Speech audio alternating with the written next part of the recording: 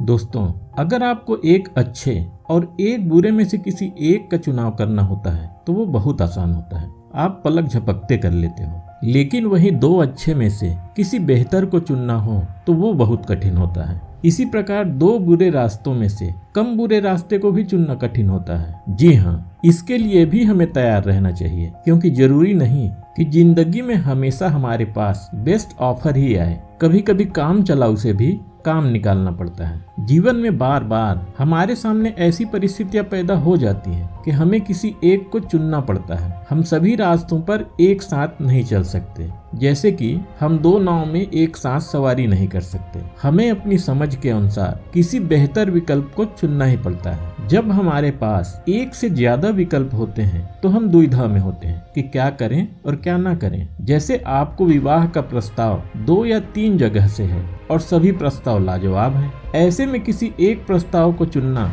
बहुत कठिन होता है और हम दुविधा में होते हैं कि किसे चुने। किसी रिश्ते में कुछ अच्छा होता है, किसी में कुछ, किसी का जॉब अच्छा होता है तो किसी का नेचर, किसी का फैमिली बैकग्राउंड अच्छा होता है तो किसी का कुछ। किस लड़के या लड़की से विवाह करना अच्छा रहेगा, ये चुनना आसान नहीं होता। आपके पास जॉब या नौकरी के ऑफर भी अगर एक से अधिक हैं, उसमें से भी किसी एक को या बेस्ट को चुनना कठिन होता है। तो दोस्तों, आज हम एक ऐसे कुंडली के बारे में बात करेंगे जिससे इस तरह के सवालों के जवाब आप चुटकी में अपने आप ही निकाल सकते हैं और आपको किसी एस्ट्रोलॉजर या ज्योतिषी के पास जाना भी नहीं पड़ेगा और न ही आपको इसके लिए ज्योतिष के बारे में ज्यादा ज्ञान या मास्टर होने की भी आवश्यकता है। अगर आपको एस्ट्रोलॉजी का बेसिक नॉलेज भी है तो आप इस कुंडली के माध्यम से ऐसे सवालों के जवाब बहुत आसानी से निकाल सकते हैं। देखिए, जिस प्रश्न के उत्तर जन्म कुंडली से नहीं निकाल सकते,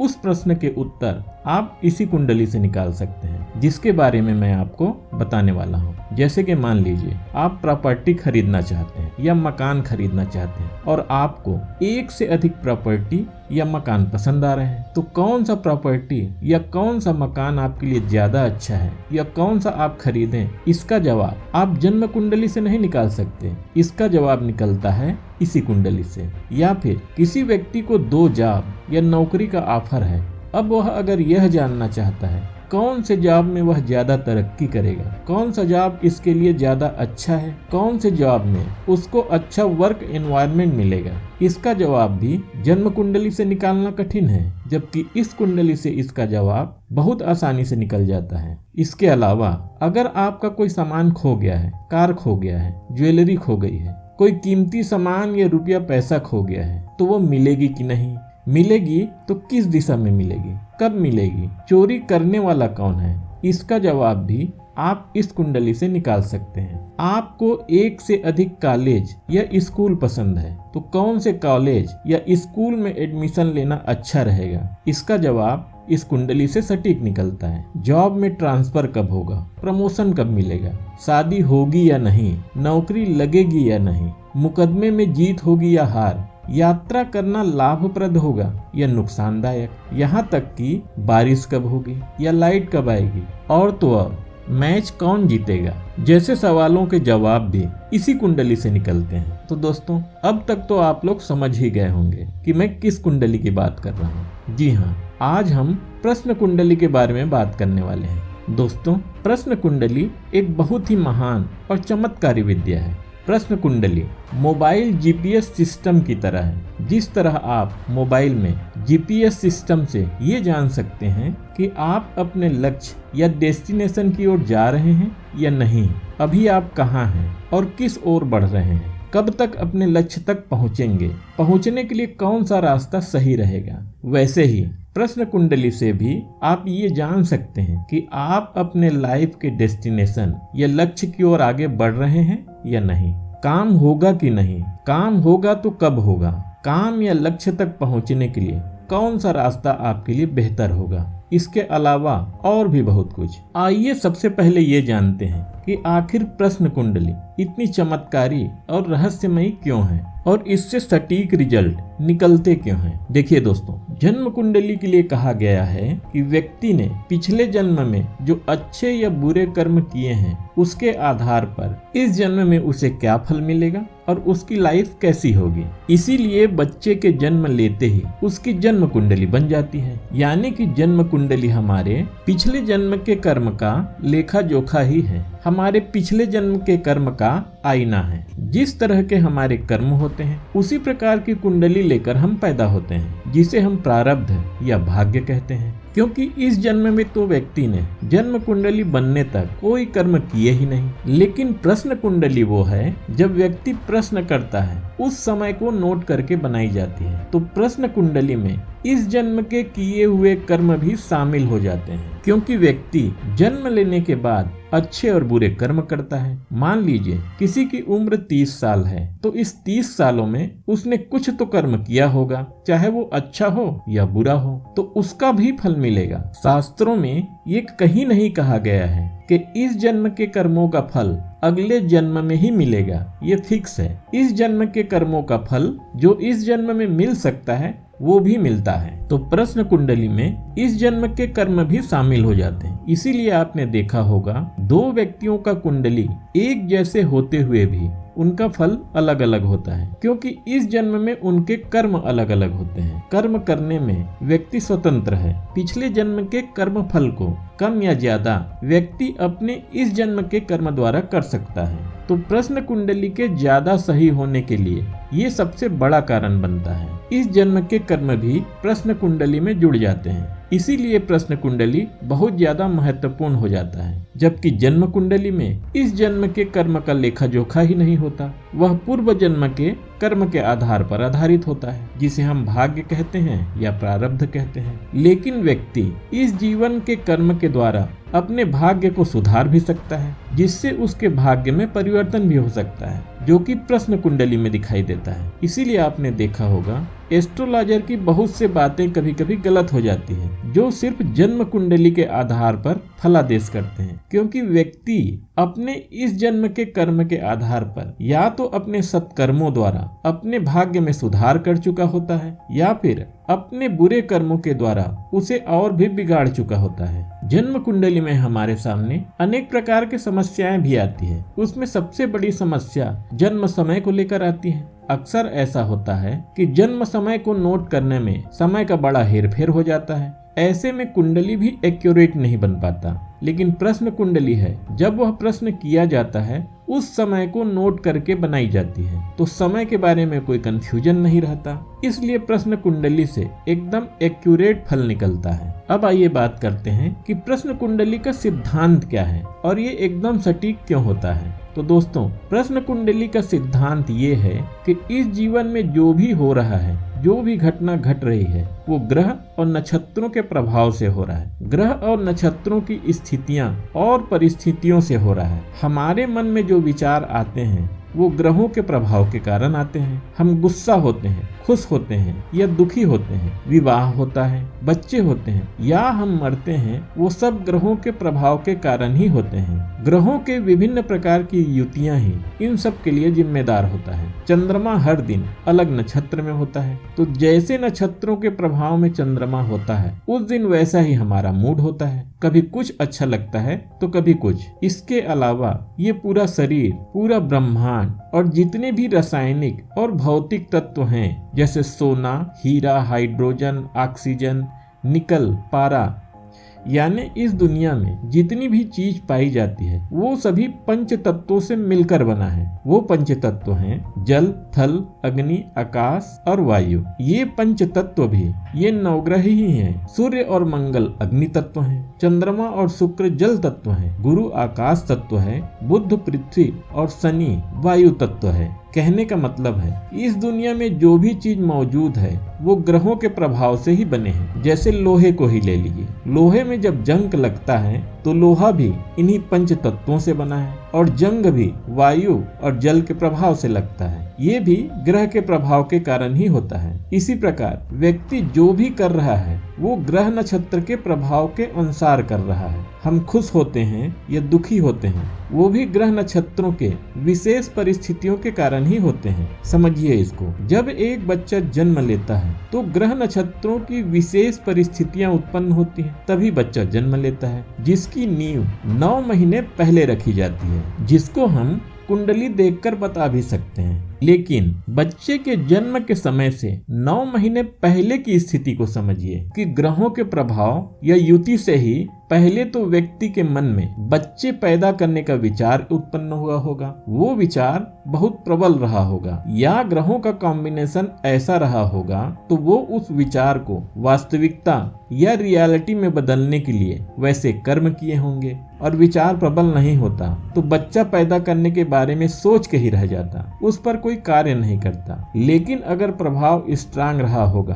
तो उस प्रकार के वो कर्म करेगा। तो जब उसके मन में बच्चे पैदा करने का विचार बार बार आया होगा, लगातार आया होगा, उस समय के ग्रह और नक्षत्रों को देखकर ये अंदाजा लगाया जा सकता है कि बच्चा होगा कि नहीं। यही वो पॉइंट है जहाँ प्रश्न कुंडली में फोकस किया जाता है। जब किसी भी कार्य को करने का प्रबल विचार आता है, विचार बार बार आता है, ठीक उसी समय कार्य होने या न होने की नींव रखी जाती है। उसी समय ही निर्धारित हो जाता है कि कार्य होंगे या नहीं होंगे।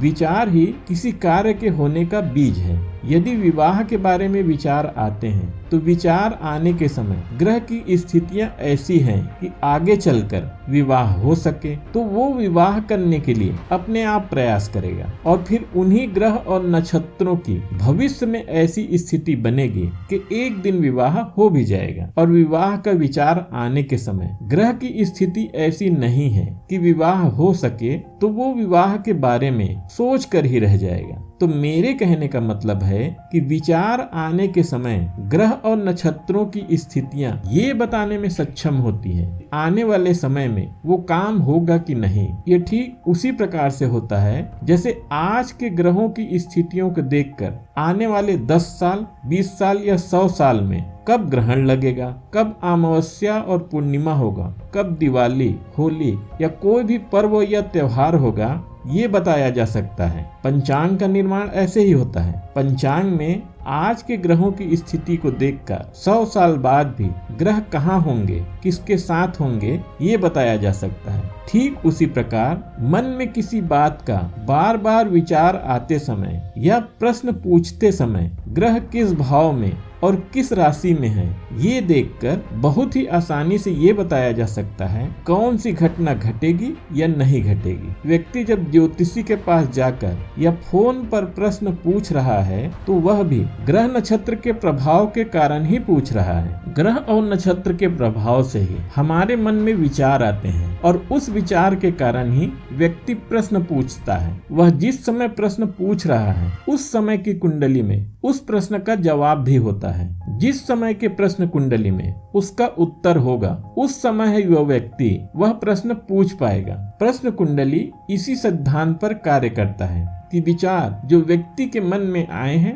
वो कितने स्ट्रांग हैं और भविष्य में किस प्रकार की स्थितियां बनेंगी। कुंडली में संयोग ऐसे ही बनते हैं क्योंकि ज्योतिष शास्त्र का ऐसा मानना है। ये कुंडली सिर्फ आपकी कुंडली नहीं होती, आपकी कुंडली आपके माता पिता, पत्नी, आपके बच्चे की भी है। और इस ब्रह्मांड रूपी कुंडली में जब एक जगह कोई प्रभाव आता है या जब भी कोई परिवर्तन होता है तो सब पर इसका प्रभाव पड़ता है, पूरे ब्रह्मांड पर उसका प्रभाव पड़ता है। हर इंसान एक दूसरे से इंटरकनेक्टेड है। जिस तरह जब आप सांस लेते हैं तो सांस का प्रभाव पूरे शरीर पर पड़ता है। एक अंग में अगर आपको कोई परेशानी आती है तो उससे सारा शरीर प्रभावित होता है। यानी कि जब आपके मन में कोई विचार आता है तो इसका प्रभाव सिर्फ आप पर नहीं होता बल्कि उसका प्रभाव पूरी दुनिया में होता है। जैसे टेलीपैथी काम करती है, जब हम किसी के बारे में सोच रहे होते हैं या कोई हमारे बारे में सोच रहा होता है तो उसका अनुभव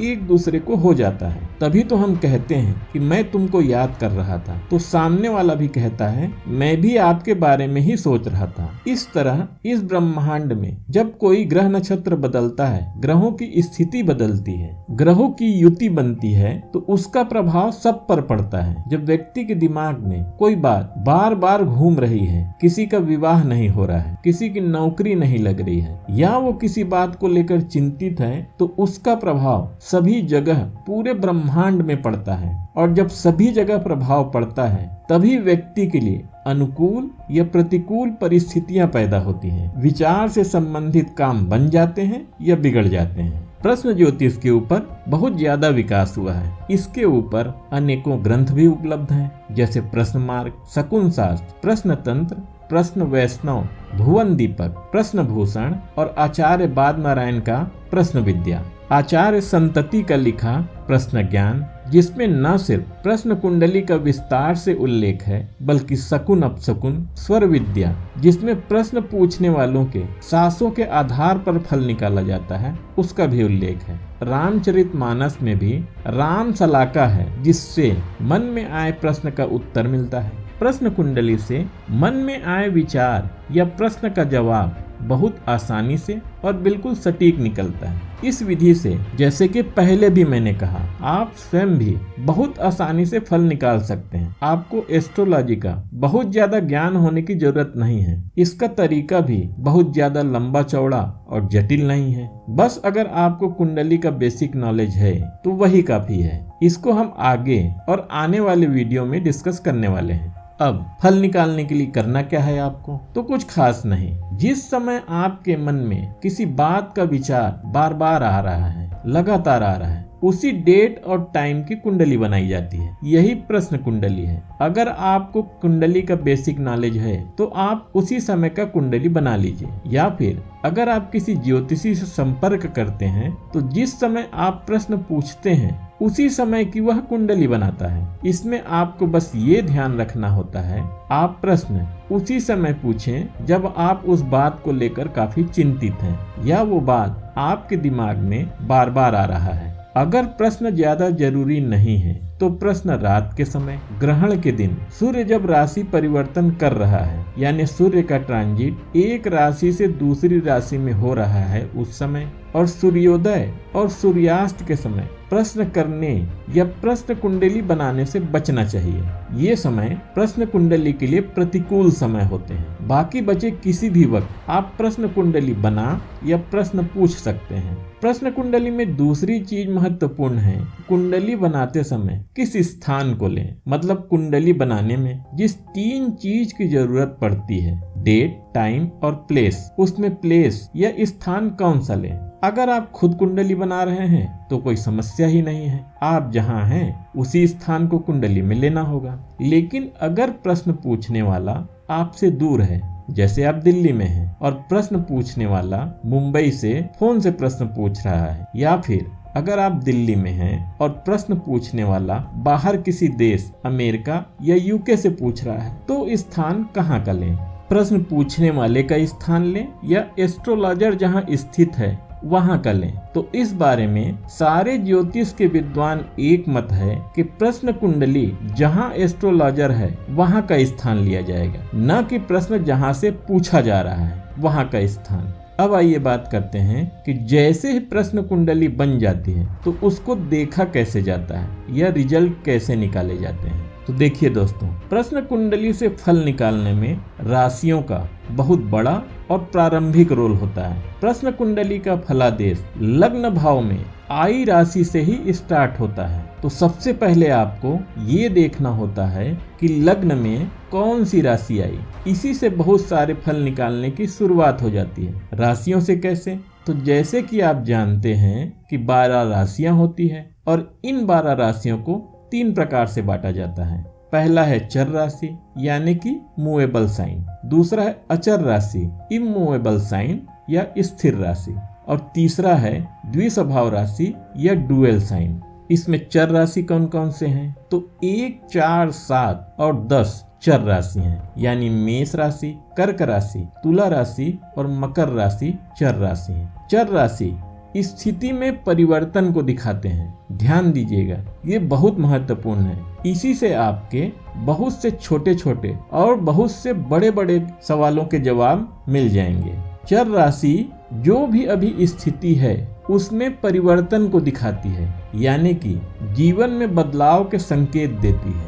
अब अचर राशि की बात करते हैं। अचर राशि कौन कौन से हैं? तो 2, 5, 8, 11 अचर या स्थिर राशि है, यानी वृषभ राशि, सिंह राशि, वृश्चिक राशि और कुंभ राशि अचर राशि। अचर राशि स्थिरता को दिखाती है, यानी कि किसी भी प्रकार का कोई बदलाव नहीं होगा। जैसी स्थिति है अभी वैसी ही स्थिति आगे भी बनी रहेगी, कोई बदलाव नहीं होगा। इसको अचर राशि दिखाती है। और 3, 6, 9, 12 राशि द्विस्वभाव राशि है, यानी मिथुन राशि, कन्या राशि, धनु और मीन राशि द्विस्वभाव राशि है। द्विस्वभाव राशि देरी से काम होने को या मेहनत के बाद काम होने को दिखाती है, यानी कि जीवन में बदलाव हो सकता है लेकिन मेहनत के बाद। ये डुअल साइन दिखाती है। तो सबसे पहले जब आप प्रश्न कुंडली बनाएं तो ये देखें लग्न भाव यानी प्रथम भाव में कौन सी राशि आई, चर,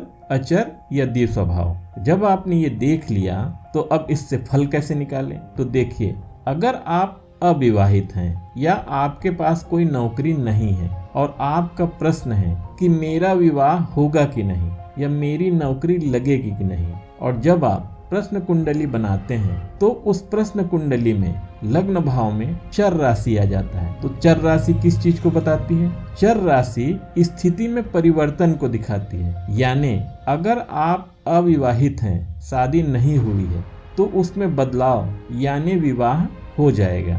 यह नौकरी का सवाल है तो नौकरी लग जाने की ओर संकेत करती है। सवाल वही है। और यदि लग्न भाव में स्थिर राशि आ जाती है तो ये इस ओर इशारा करती है कि अभी आप जैसे हैं वैसे ही रहेंगे, फिलहाल बदलाव नहीं होगा, इस ओर संकेत करती है। यानी कि अगर आपका विवाह नहीं हुआ है, अविवाहित हैं, तो अभी शादी की संभावना नहीं दिख रही है। अगर आप बेरोजगार हैं तो नौकरी की संभावना नहीं दिख रही है। और लग्न में अगर द्विस्वभाव राशि आ जाए तो वो इस ओर इशारा करती है कि काम आपका हो जाएगा लेकिन अभी उसमें देरी है, मेहनत करने के बाद परिणाम मिलेंगे। ऐसे ही आप अनेक प्रश्नों के जवाब निकाल सकते हैं, जैसे कि मुकदमा जीतूंगा या नहीं, प्रॉपर्टी मिलेगी या नहीं, वगैरह वगैरह। लेकिन ध्यान रखिएगा, ये प्रारंभिक चरण है, फर्स्ट स्टेप है। इसके आगे के भी स्टेप्स हैं जिसमें शीर्षोदय राशि, पृष्ठोदय राशि और उभयोदय राशि भी देखी जाती है। ये भी राशियों के प्रकार ही हैं। फिर लग्न, लग्नेश और चंद्रमा की भी स्थिति देखी जाती है। इसको हम आगे आने वाले वीडियो में डिटेल से डिस्कस करेंगे। प्रश्न कुंडली से संबंधित आगे आने वाले वीडियो आपके लिए बहुत ही इंटरेस्टिंग होने वाले हैं, जिसमें ऐसी ही आसान विधि से आप फल निकालना सीखेंगे। तो आज के लिए बस इतना ही। ये वीडियो कैसा लगा मुझे कमेंट बॉक्स में कमेंट करके जरूर बताइए। और ये वीडियो अगर अच्छा लगा हो तो कृपया इसको लाइक करके इस चैनल को सब्सक्राइब करना ना भूलिएगा। ये वीडियो देखने के लिए बहुत बहुत धन्यवाद।